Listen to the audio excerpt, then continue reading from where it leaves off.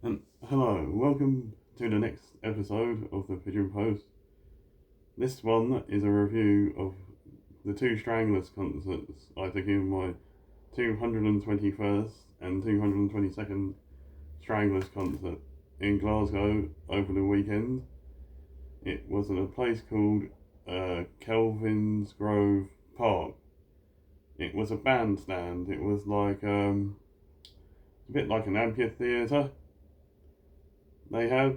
Um, so there was like a short space for standing, and there was seats going up around the aisle, and I think there was around 3,000 people there.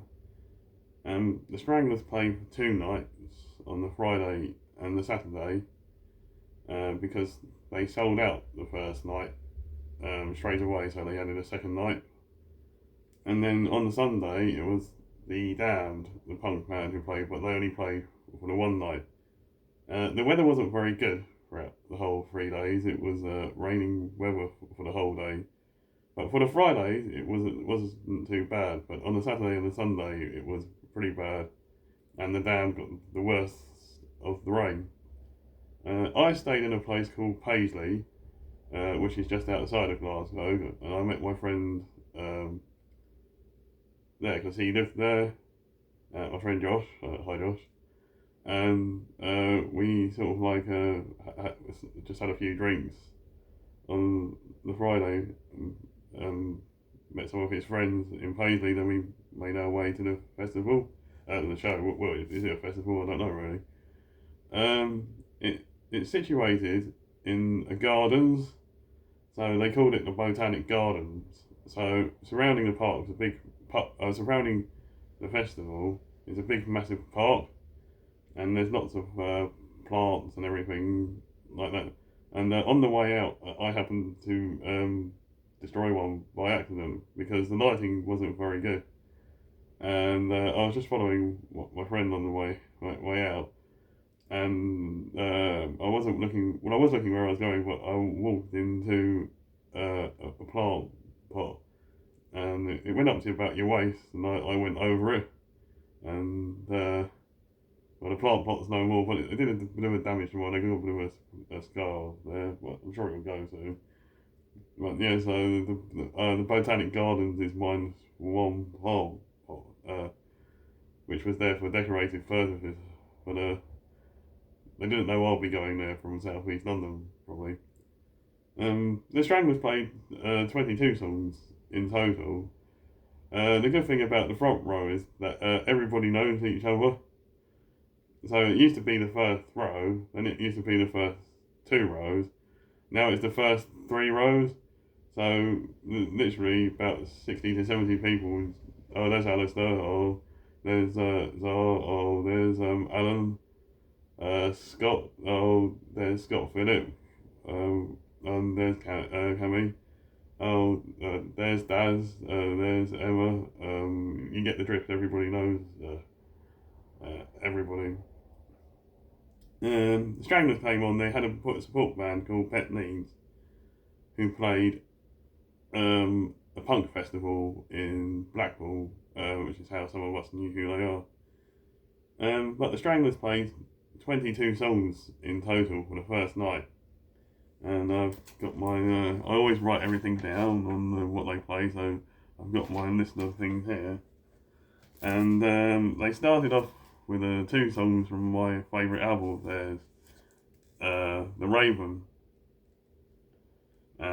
They started off a song called The Raven itself, which is a bit of a fan favourite, sung by the bass player, John Jack Burnell. And it's just about a raven. It's a really good song. It's got a good bass intro, bass and drums intro, basically. Then the keyboards come in, then the guitars come in, and he sings the song. And then the next song they played was a single which got to number 14 in the charts in 1979 called Duchess. This was sung by the lead singer Hugh Cornwell at the time, who is now Baz Ward is now the singer.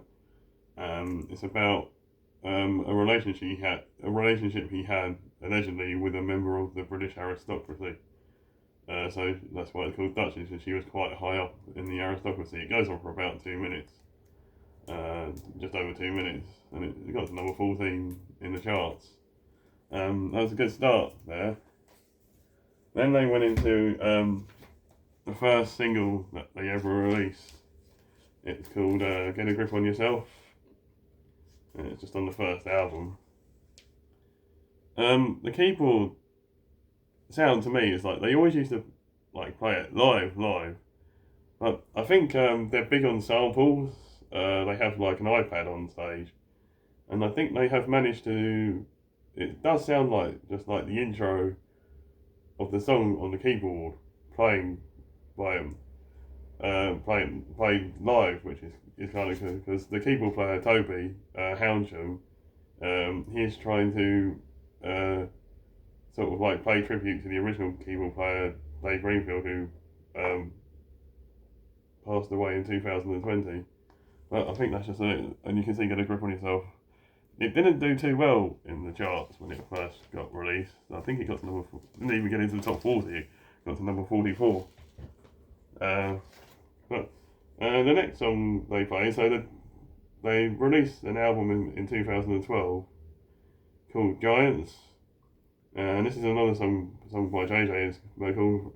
Freedom is Insane. It's about a soldier, I think, who went off to war and came back. I think he survived it. Well, JJ just wrote the story. But they haven't played this one in the UK. The last time I think I saw them play it was roughly about 2019. They supported Alice Cooper at the O2 Arena.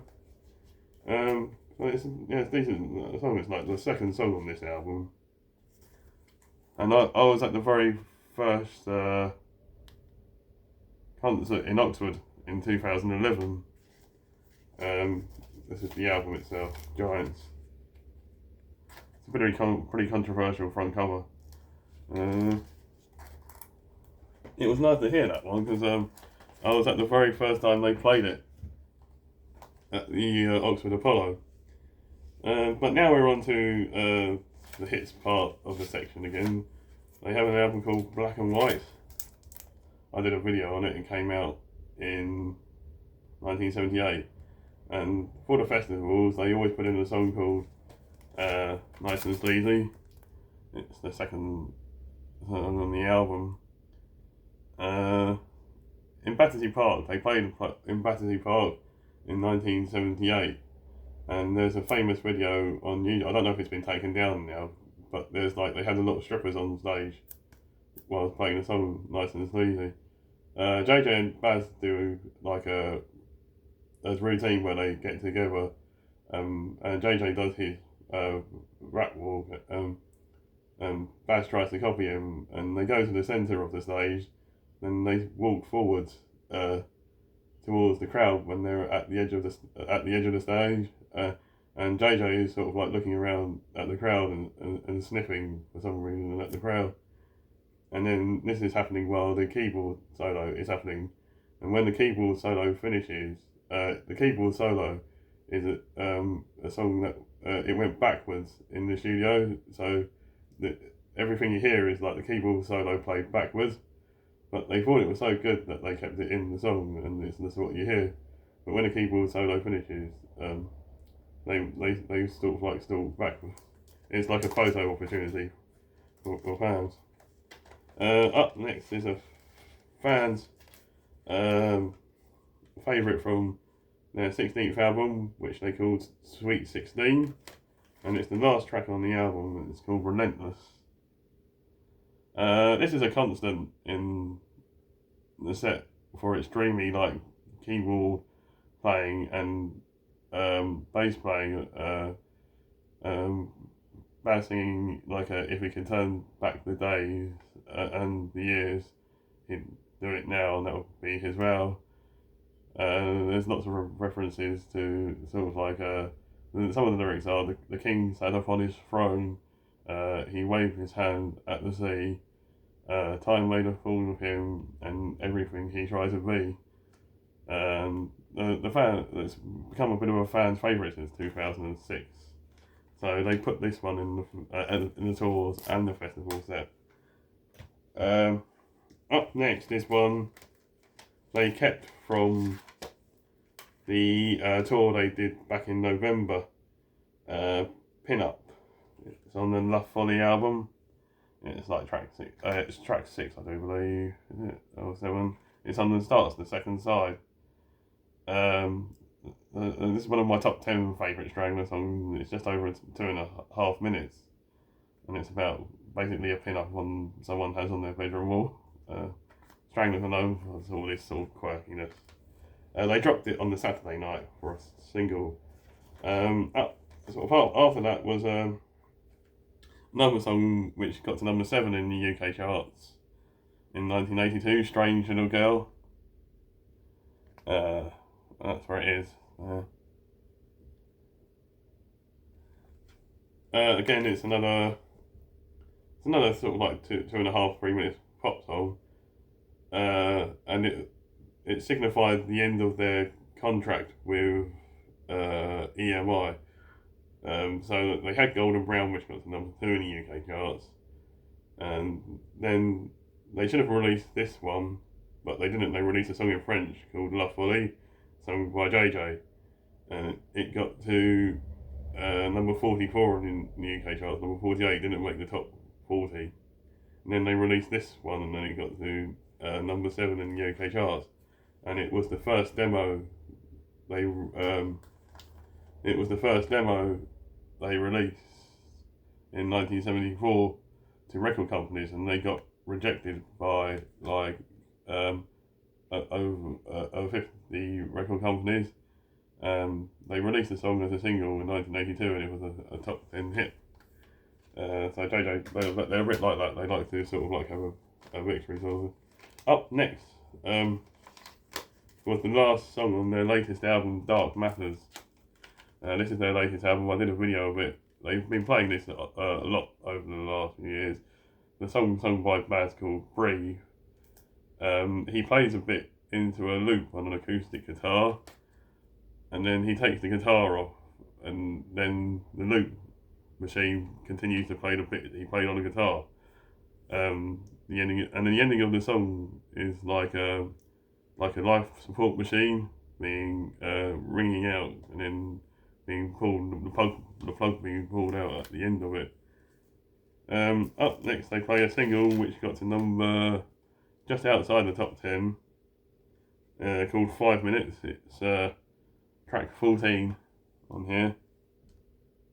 It's another fan favourite, sung by JJ. They lived in a place in London. It was like they squatted in a flat, and it was with Billy Idol, Wilco Johnson, and JJ. And after a while, Lemmy from Motorhead took the flat over. But there was like a story of something that happened in the flat, where some people that broke in and they raped a woman that was living in the flat, and they killed the cat. And JJ tells the story about the song about how he just wants to find the guys. There's a bit in French at the end where he sings, "I just want to find these guys," and he wants to have them because he's a black belt karate. But it's 5 minutes away from Millionaire's Row. Up next, we're at the Peaches, which is on their debut album. This got to number 8 in the UK charts. And then we have the big one, Golden Brown, which everybody goes to. This got to number 2 in the UK charts. And then they covered Burt Bacharach's Walk On By, which is on. They released this as when they released this album, they gave away I think it was 70,000 free singles, and it was a Walk On By, and it was a cover they did in the 70s. So the single got to number 21 in the UK charts, but if they haven't given away the 70,000 free singles, it would have done a lot higher. And next up was a highlight for me. This is the tribute to Dave Greenfield, Genetics. It's about like testing animals and genetic modification, And the keyboard player Toby Hounchin does a great job on this, paying tribute to Dave. And then they go back into Dark Matters with the anti-Donald Trump song called White Stallion. JJ always likes to show boast that whenever he went to America, he was detained in a room for like 19 hours because they thought he was a communist. And he always says, I wouldn't be in a group that would have me as a member, which he didn't say. But then they go back to the debut album and they play Hanging Around, which they always do. Ghost covered this song on one of their album EPs, so some people might know it. Then they played, then they're into the encore section now, where they played Something Better Change. That was a single that got into the top 10 in 1977. Then after Something Better Change, they played Tank, which is the first song from Black and White. Then they played a B-side called Mean to Me. And then they always end it on the title song, No More Heroes. Overall, it was you got some hits, you got an album track, you got a B-side. They always do that, but something they haven't played for a long while. They changed it up for the second night reviews, which I'll do for the next video. And they dropped the deep cut and they put in another single.